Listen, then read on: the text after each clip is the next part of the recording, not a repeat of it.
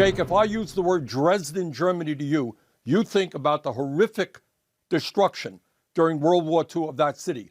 What is going on in Gaza now in 3 months is worse than what took place in Dresden over a 2-year period. This is a catastrophe. And now, according to the United Nations, after you have 1.9 million people displaced from their homes, they don't have food, they don't have water, they don't have medical equipment, they don't have fuel. What you are looking at is imminent starvation. Children are starving to death. And the United States Congress has got to act because a lot of this destruction is being done with military weapons supplied by the United States of America.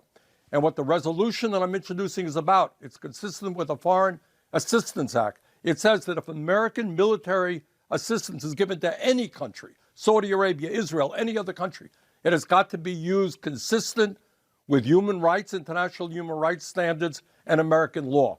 In my opinion, that is certainly not the case. We have a horrific humanitarian catastrophe. We cannot turn our backs on it. Congress has got to start moving. Last week, another lever was pulled at the International Court of Justice at The Hague, where lawyers for South Africa laid out a pretty exhaustive case for how Israel is committing genocide against the Palestinians in violation of international law. The ICJ's justices are now deliberating on that case, and they could issue an order in the next few weeks calling on Israel to end its military campaign.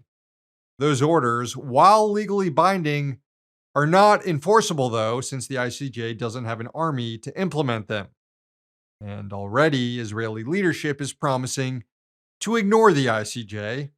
Prime Minister Benjamin Netanyahu, whose own genocidal rhetoric was referenced during arguments before the court, told his citizens over the weekend, quote, "Nobody will stop us, not The Hague, not the axis of evil, and not anybody else." According to the latest data out of the Gaza Health Ministry, the number of Palestinians in the enclave killed by the Israeli military has surpassed 24,280, and more than 61,000 people have been wounded. Hey, thanks for watching. Hit the subscribe button so you don't miss any of our new videos. Also, if you want to see Means Morning News in its complete form, not just the clips we post here, head on over to Means TV and get access to all our new episodes and our entire backlog, plus tons of other great movies and original TV shows.